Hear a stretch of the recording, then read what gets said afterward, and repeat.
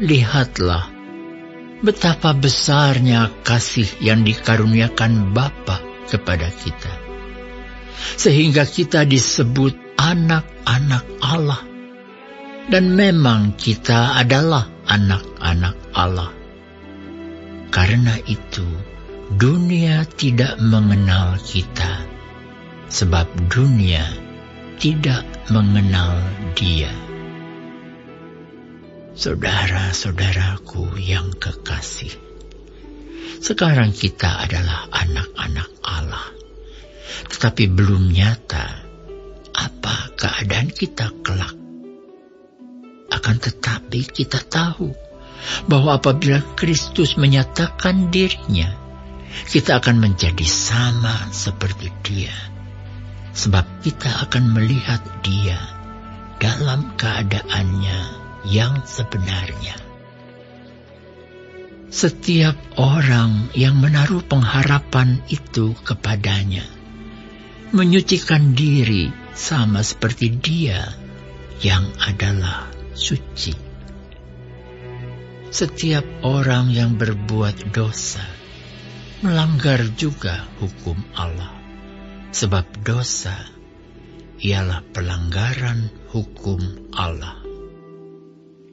Dan kamu tahu bahwa Ia telah menyatakan dirinya supaya Ia menghapus segala dosa. Dan di dalam Dia tidak ada dosa. Karena itu, setiap orang yang tetap berada di dalam Dia tidak berbuat dosa lagi. Setiap orang yang tetap berbuat dosa tidak melihat dan tidak mengenal Dia. Anak-anakku, janganlah membiarkan seorang pun menyesatkan kamu. Barang siapa yang berbuat kebenaran adalah benar, sama seperti Kristus adalah benar. Barang siapa yang tetap berbuat dosa, berasal dari iblis.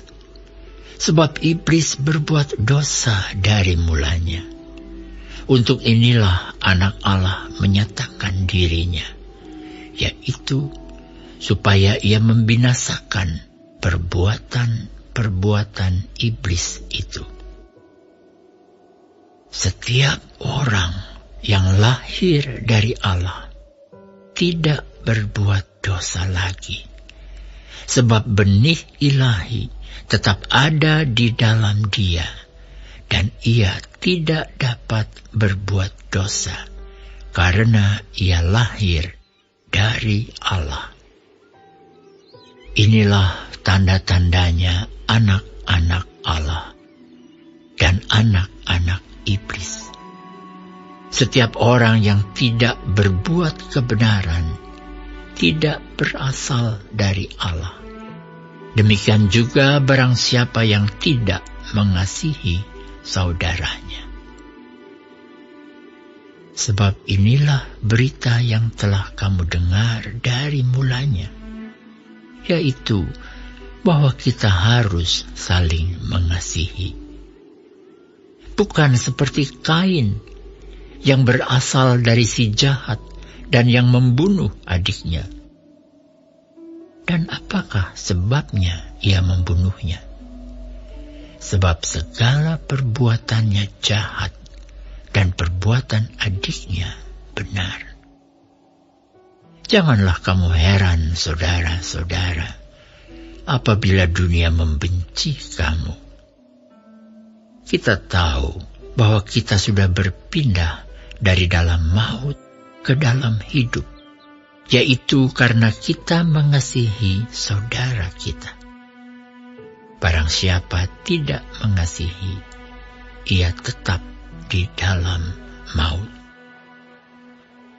Setiap orang yang membenci saudaranya adalah seorang pembunuh manusia. Dan kamu tahu bahwa tidak ada seorang pembunuh yang tetap memiliki hidup yang kekal di dalam dirinya. Demikianlah kita ketahui kasih Kristus, yaitu bahwa Ia telah menyerahkan nyawanya untuk kita.